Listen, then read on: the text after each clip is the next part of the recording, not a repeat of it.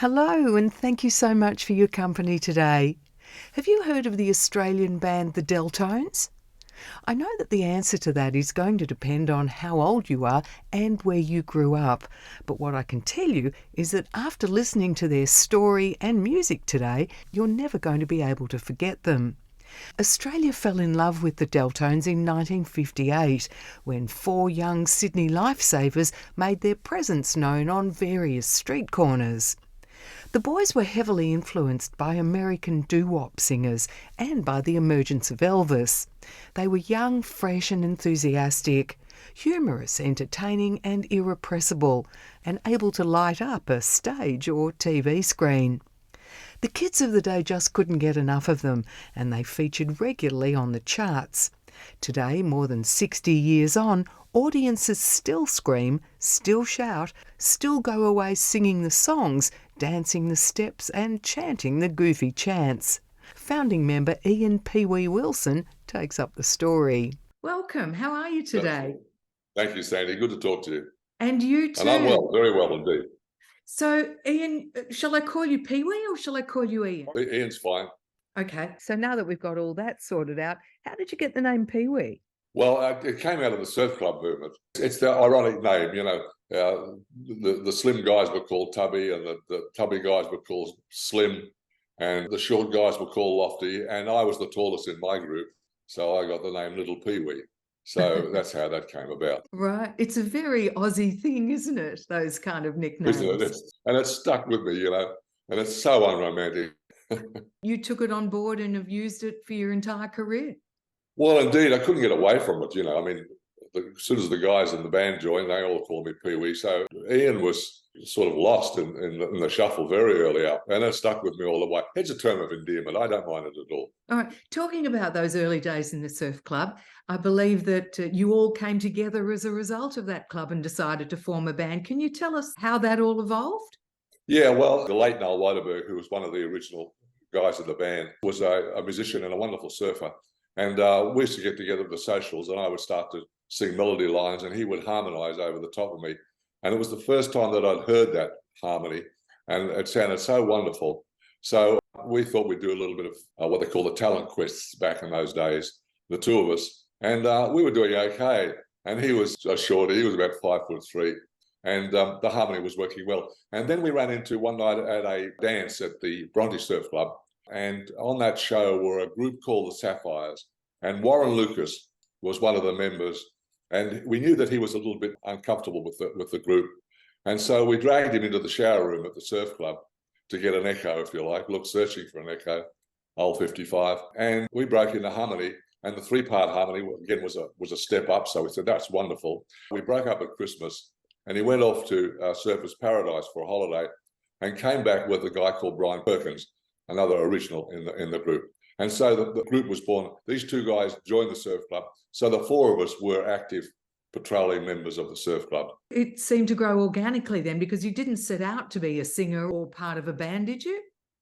I certainly didn't. I had no aspirations to do that at all. It happened very, very quickly. I mean, it wasn't long after that we found ourselves on the stadium shows. You know, we only had a repertoire of half a dozen songs. Ian, can you describe for us the music scene at the time? Because we're talking, late 50s, early 60s in Australia. What was happening there? Well, you know, the charts were so eclectic. You'd had anything from Frank Sinatra doing swing music to Chad Woolley, I think it was, doing the Purple People Eater. You had all sorts of music right across. So we weren't too sure what direction. We knew we were going down the harmony road. But at the same time, we had Elvis was coming on the scene, and we knew that's where we were heading towards, that popular type of doo-wop music that was coming out of America. It was a wonderful time for a lot of different types of music. It was quite a different scene back then. What was the appetite like for what you were doing? Well, it was certainly there. I mean, it was the first time that I think that we had our own transistor radios down on the beach and we were listening to the music. But of course, I was a teen then, 18 years of age when I first started. So we were really crowding around the radio, listening to pop music. We didn't think we're going to have a career.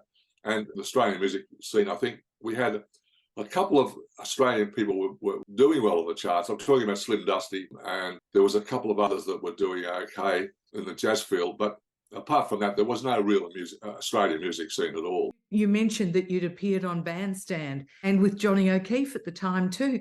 Yeah, that was quite an interest. I think the late Noel Widerberg, the original lead vocalist in the band, was full of bravado. He decided that we should go along and see the disc jockey of the day called Bob Rogers. Bob Rogers, by the way, is still alive and still, I think he's 96, still performing on radio. He said to us, let's go down to see Bob Rogers and we'll have an audition. So we did just that. So we just bowled into the studio and we saw the on-air sign up there, said on air, no entry. And we waited for that sign to go off, and then we went to the studio and we introduced ourselves, and then we broke into harmony. And we were singing a song that Noel had written called Why. Before we'd finished the song, he held up his hand and got on the phone to a man at the time that was putting on big shows and importing Chuck Berry and the Everly Brothers and others out into the country. He said, I think I've got your vocal backing band for a guy, an actor called Tab Hunter. Now, Tab Hunter was a teenage idol in those days and was a big star.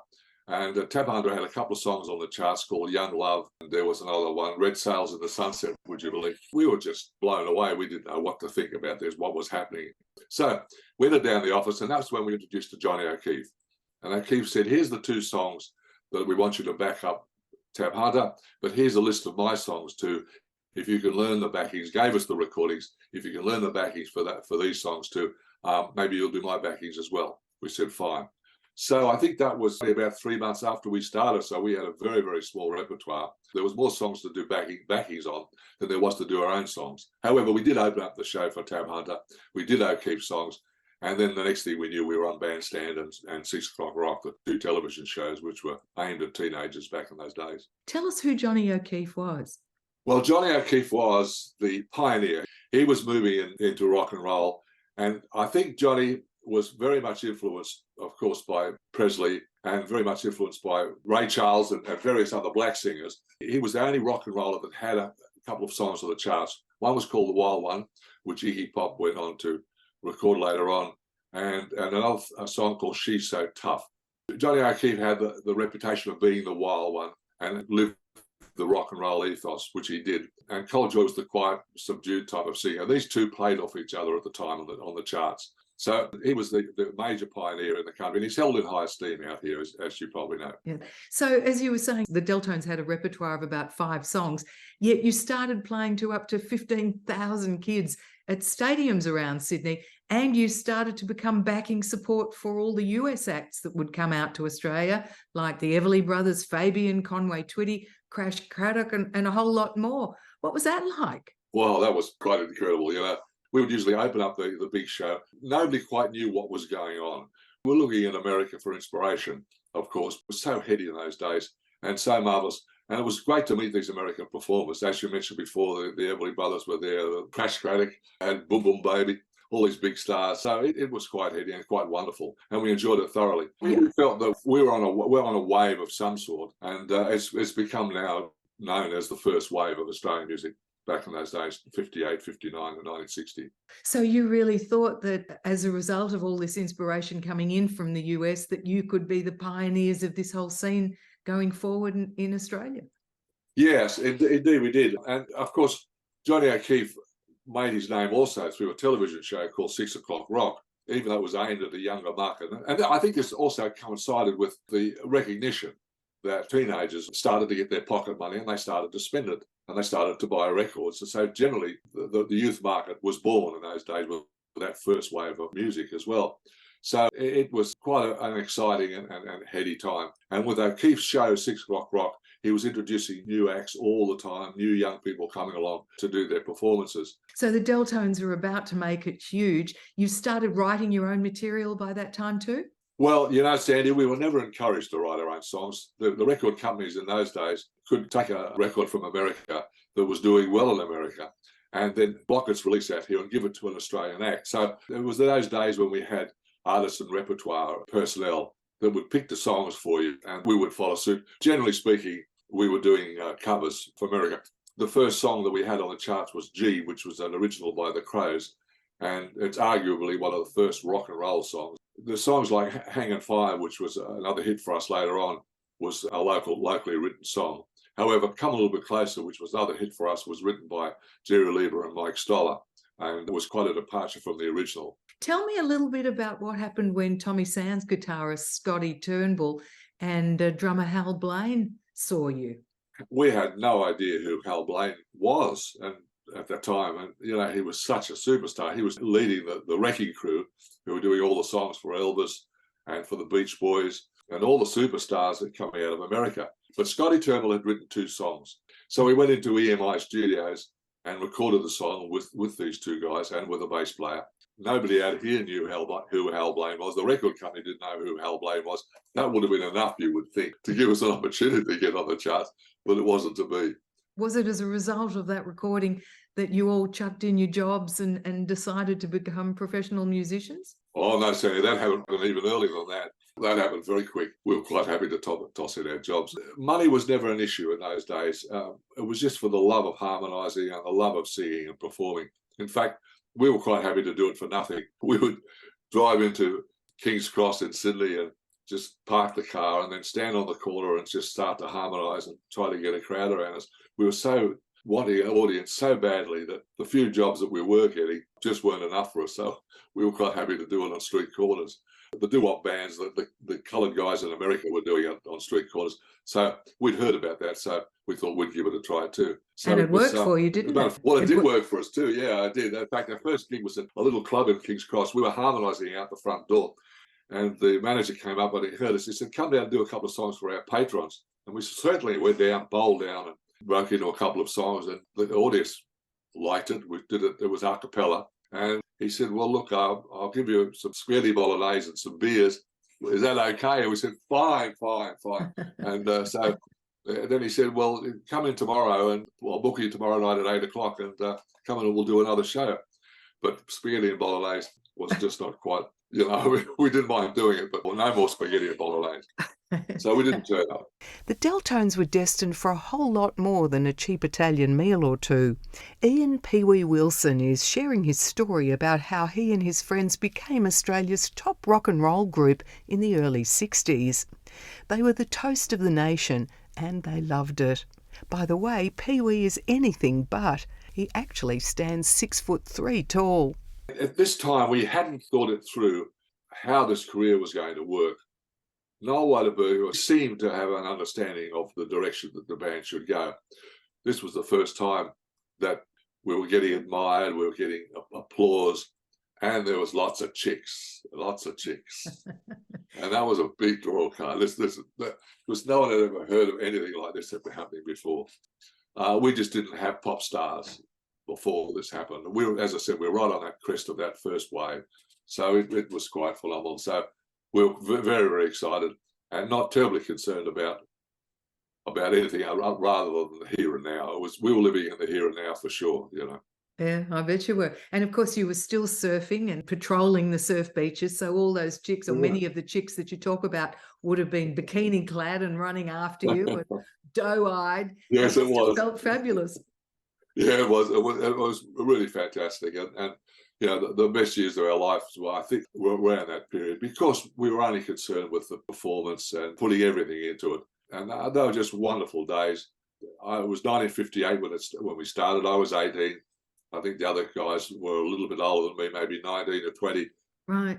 And of course, unfortunately, Noel died in a car accident not too long after that, didn't he? Well, Noel was killed in 1962 in a car accident in Sydney. Terrible shock. And our song, Get a Little Dirt on Your Hands, was just starting to chart. And with all that incredible publicity, it was the first Australian rock and roll tragedy because they were happening overseas. I think that Buddy Holly, the day the music died, Buddy Holly was killed in the air crash. This was quite a shock, and it really knocked everybody. It was a big deal out here. Get a Little Dirt on Your Hands got a lot of attention, and that put that up into the top 5.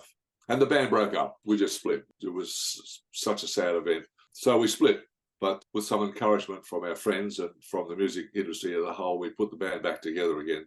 That was already 1963. And I believe you kind of reinvigorated your surf club origins at that time. And then you had the hit Hangin' 5, right? Tell me a little bit about who that was written by and how that came to make you a household name. Well, that was a tongue-in-cheek recording of, as you said, Hangin' 5. It was written by, would you believe, it was a surf club member And he was also a detective. I think he was in the police force anyway. But he submitted the song to the record company, and they liked it. They liked the corny lyrics, and they said, "Why don't you do this song?" So we put an extra verse in it and played around with the song and came up with what we thought was a hit. However, it was a big departure from the Beach Boys and the Californian sound. Jan and Dean, who of course had big hits back then, the Beach Boys, but they used a lot of falsetto and quite a different vocal ensemble sound, where we used the Deltones Doo-wop sound for that song. But it was a big hit. We followed it up with a song called Out the Back, also written by Ben Acton. But it charted, but it didn't do anywhere near the success that Hangin' 5 had. So what happened after that? Well, we thought we'd do a surfing album, which we did. But albums, Sandy, weren't all that important back in those days. They weren't massive. So the record companies didn't realise just how massive they were in the future they were going to be. And they were just focusing on the singles, and there was not a great deal of money to be made in singles anyway. But we followed that song up with a Lieber and Stoller song called Come a Little Bit Closer, and that was also successful. And then in 1964, the Beatles emerged, and that rocked your world again, didn't it? It certainly did. I remember sitting in after a show in Cairns, and I think it was Love Me Do came on the charts, and I said to the guys, "Have a listen to this, fellas." I said, "I think our days are numbered." And simply because they played their own instruments. There was no bass vocalist in it, so I knew that I was really talking about my role in the group. And they wrote their own songs. This was quite a departure from what we used to, because guys that were having big hits like Neil Diamond, for example, and Neil Sedaka, these guys originally were in the Brill Building writing songs for pop stars and didn't have a career of their own, just writing songs, until they changed over and started to sing their own songs. But when we heard the Beatles, we stopped, not long after that, we stopped recording and just started to concentrate on our live performance. Why did you stop recording? Well, I think we'd run out of ideas and we fell out of touch with the pop music scene. And Col Loughlan had left the band, and we had various changes in the band. This didn't help our recording career. Our record company dropped us after a couple of failures, and we didn't think about reliving our career until 1968. When we decided to go over to London and give it a try from that geographical position. Right. At that time then, you'd recorded 18 singles, 5 albums in Australia. You'd played on every known television show, featured in every known publication, and got your chops down so well live that no audience ever left in any state below enchantment. So then it was off to the UK, because that was the time when Australian bands were all heading across the waters to try and make it over there. The Bee Gees, the Seekers and the Easy Bits had actually made it already. Were you hoping to follow in their footsteps?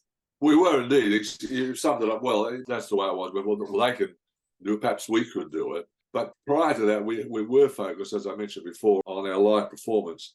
And because our live performance was very, very successful, the recording career waned. However, as you said, we followed like lemmings over to London to give it a try over there. We'd already proceeded with some negotiations with EMI in London for recording, but it hadn't come off until we landed in London, and then we got a job at the London Playboy Club, doing a gig at the London Playboy Club. And because we'd concentrated so heavily on our live performance, we knew that we could handle a live performance, so we were quite confident we'd do well. But our single, which was a cover of Stevie Winwood's Give Me Some Lovin', started to get a lot of airplay, and it looked like being a success.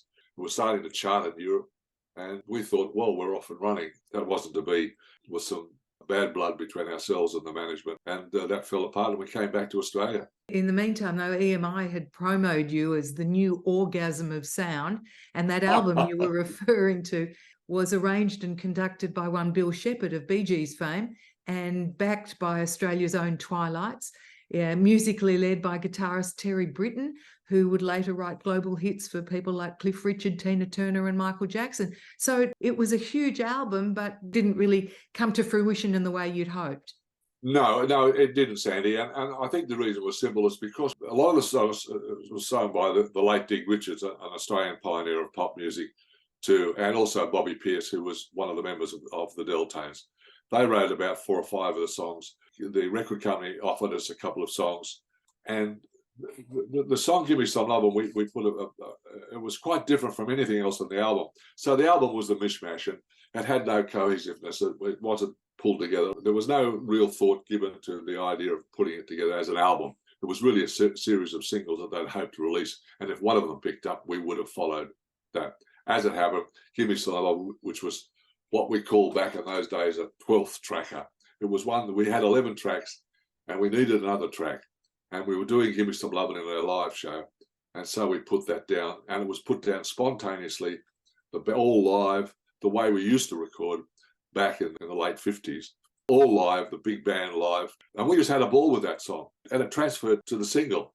And so even though it was different from anything else on the album, it was we would have followed down that path. I think that we would have found our genre, and we would have kicked on. As it turned out, it didn't happen. We did "Top of the Pops," which was like Countdown, out here. Yeah. Big time. It was huge. And the first time we walked on the London streets and had young people yelling out to us, and we felt, oh, we're on our way. We've cracked it.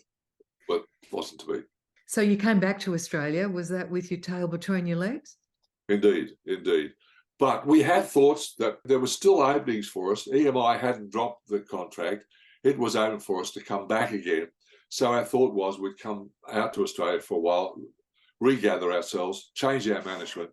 We weren't too sure just which way we were going to go, to be quite honest, Sandy, but we had aspirations of going back again and to pick up where we hoped we'd left off and try to gather some more songs together and hopefully go over there even with a repertoire and start doing some more writing ourselves.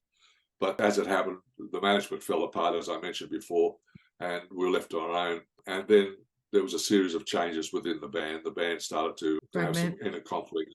Yeah. And it fell apart. We never did go back. I think it was at that time that you met your beautiful wife, Carla, and turned yourself into a farmer. What? Yeah. Who would have thought that I had any, or anybody had any bucolic tendencies in the band? We were Eastern Suburbs surfers, Well, I think it was that period we were quite taken. The whole British scene was just marvelous because it was that late 69, 1970. Carnaby Street was raging and the psychedelic era was on. So we thought, well, let's have a shot at this. So we came out to Australia I came out with Carla, and we thought, well, let's start warm up here.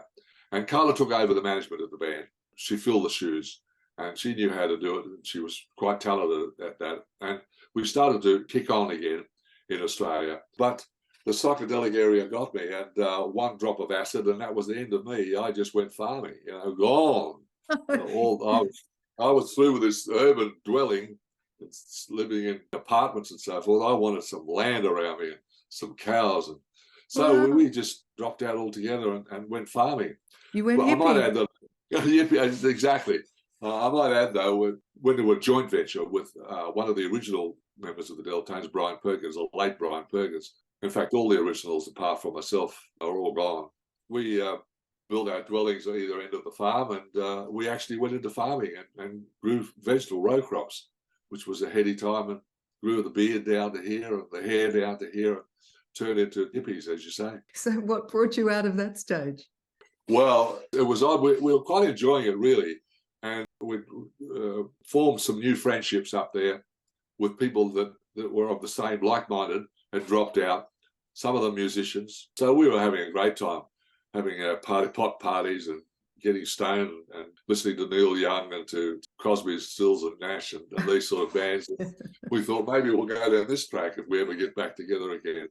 But that wasn't to be. As happy as he was on the farm growing vegetables, Ian Pee Wee Wilson wasn't done with music yet. Pee Wee was in love, doing some serious farming with his wife Carla in the bush. As he found out, though, things at home had moved on. It was the age of rock festivals and bands of stoned musicians who gazed at their sandalled feet during 20-minute guitar solos. What happened was that we actually ran out of money, which is always an incentive to get back into the music business again. And we were offered a show with another pioneer of Australian rock and roll called Digger Revell. So we got together and rehearsed and put a show together. But the show was very successful. We started to build up a crowd. It was at that time that we said, okay, perhaps we'll give this farming business away and go back into rock and roll again. But these were different times, of course, because we're talking about 1983 now. So the music scene had changed out here a great deal. So I knew that we couldn't go back as simply the Deltones and just survive on nostalgia alone. So there had to be some changes made, which we did. And Australian audiences hadn't forgotten you one little bit, had they? No, they hadn't. So what I decided to do was to incorporate the instruments into the band because we were a vocal boy band. We came back very much the same. Two of the boys picked up the guitar, but we still had no drummer, and I was an instrumentalist. So some new members came in. They played piano and drummer. And so we had an ensemble now that had the musical instruments incorporated into that. We still use the old doo-wop harmonies. So you started to record for what would become your first album in more than 12 years, and that album was called Bop Till You Drop, right? Yeah, it was basically a recording of our own live show. We had a show at the time, Sandy, a rather hit venue called Kinsella's. Kinsella's was a converted funeral parlour. Oh, it was a converted funeral parlour into a pop venue, but it was frequented by a lot of the people in the movie business and in the newspaper business and in the pop music industry. In Sydney? We got it in Sydney, yes. We were offered this show, but it was going to be a back to bandstand type of show. However, Little Patty was on the show too, another pioneer of pop music in this country. And I was standing up at the back, and Little Patty had opened the show, and she was performing. But I was deeply concerned because the punters there were they're all professional people. And Patty was doing her cabaret show. Unfortunately, they weren't paying attention to Patty. And there was a lot of noise and murmuring going on. So I went down to the boys and I said to the fellas, look, we're not going to get away with our cabaret show here. These people are not going to be interested in us telling them jokes. So what I want to do is just start the show right off the top, keep the music going right through to the end with no talking, no stopping. So they all agreed and we got on the show and did it. Well, after the first two songs, I think it was, they pulled out the chairs, put the chairs back, packed them up again in the room, and they were all up and dancing. We thought, well, this is wonderful. Okay. They booked us then for 6 weeks. And this went on for a couple of weeks until we had some very, very good press. We still couldn't get a recording contract because we were still seen as a nostalgic act. And indeed we were, until a fella called Bob Brown came down, who was from K-Tel. And K-Tel were producing records back in those days. And they were all big sellers, you know, because they were television advertised. He said, look, how about we put down your live album and we'll throw it out? And we said, yeah, fine, can't do any harm. So he put out, and we called the album Bop Till You Drop, which was a revival album. And it went to number 2. It just shot up the charts like crazy. And the next thing we knew, we were back in business again. You must have been so surprised by the success again. Absolutely floored, could not believe it. And the live shows picked up, of course, because television, as you know, is a great medium for gathering in popularity. So off we went, but still no recording company was interested in recording us again, apart from K-Tel. K-Tel, I haven't heard that name for 100 years. What a blast from the past. I'm chatting with Ian Pee Wee Wilson from the Delltones. So the times had changed. It's been, you know, a couple of decades since you were last on top at this point. But there was another wave for nostalgia. Is that how you describe it? Was it like an unexpected appetite for what you had been doing? Indeed it was, you know, and I still felt, though, that we needed to have some more changes. So there was one song on the album, Bop Till You Drop, that we took a little bit of time over, and it was called Get a Job.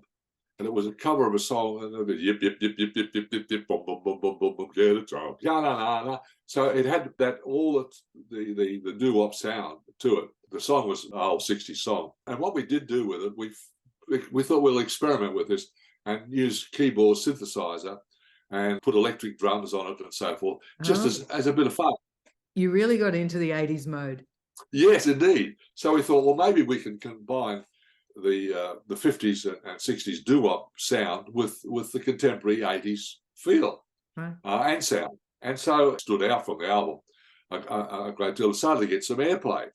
So we thought, well, maybe this is the track we should be going down, to combine these two things. So that's what we started to do. This started to work for us. It started to work for us on stage. The band grew from 4 to 6. And so we were off and running and started touring. We were doing 8-week tours around the country. You virtually started a whole new genre, doo-wop fusion, right? Indeed it was. The most powerful element was the nostalgia element. I think if we continued down the straight, pure rock and roll and kept the same sound as we'd had back in the 60s, the career may have taken a different path. Who knows? We'll never know that. But it may have, if we'd stuck with what we do best, perhaps it would have been. But as you said, it didn't stop at popularity, and we were one of the most popular live shows around the circuit at the time.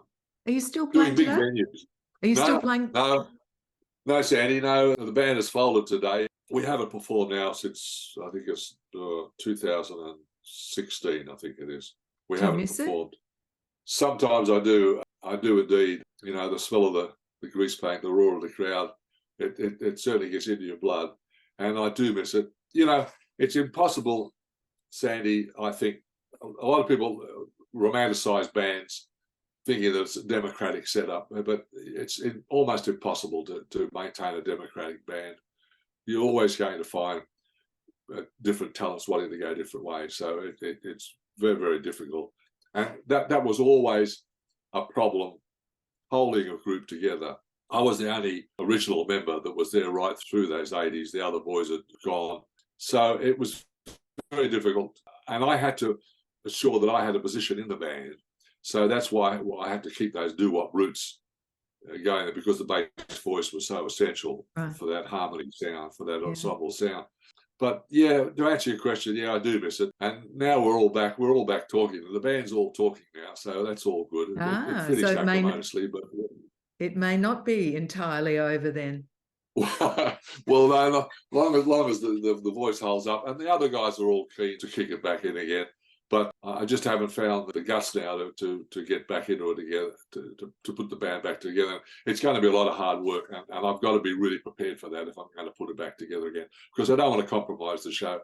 And who knows? Ian, before I let you go, there was a slogan that you immortalised back in the 80s, and I'd love you to tell me how you came up with it. It was "Keep raging and stop the aging." I love that.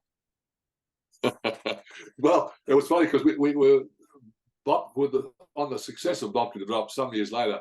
We recorded another album which was in a similar vein called Rockin' and a Boppin'. I remember I was doing the commercial for it, and I was on a bit of rollerblades, and I was rolling around behind the announcer on these rollerblades.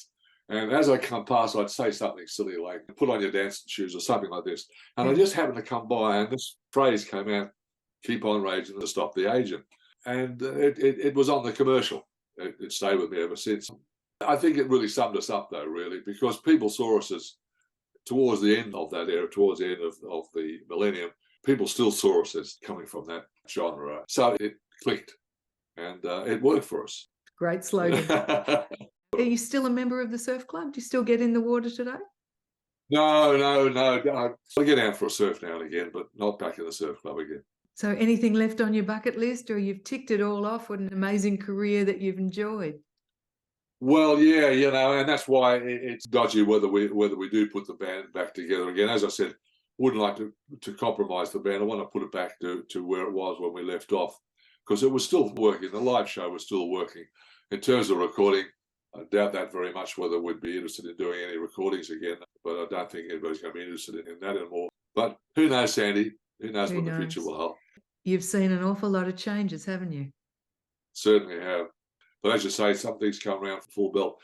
But for me, of course, the golden days were those early years.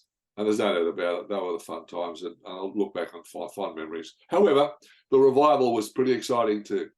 And there may yet be another one. Ian Wilson, thank you so much for your time today. It's been such a joy to hear your stories. As far as I can work out, Australian audiences are just as keen to hear from you as they ever were. In 2012, you received the Lifetime Achievement Award from the Australian Club Entertainment Awards. Congratulations. It's certainly been a lifetime of music, hasn't it? Yeah, it's been a great ride, and I've really enjoyed it thoroughly. Thank you, Sandy, for it's been a joy talking to you. The Deltones have been delighting audiences with their rich doo-wop sound for more than 60 years. Amazing, isn't it? As I said at the outset, the people who are lucky enough to see them these days still scream and shout and dance the night away as their time-honoured playlists are rolled out. A big thank you to our listener Ray in Melbourne for asking me to chase down the Deltones' Pee Wee Wilson. It's certainly a story that needed to be told. Thanks so much for joining me today. I hope you've enjoyed learning about the Deltones. Don't forget, if you have a special guest you'd like to request, just get in touch with me through the website, abreathofreshair.com.au, and I'll do my best to get them onto the show for you too. Till we meet again same time next week, have fun, won't you? I'll see you then. Bye now.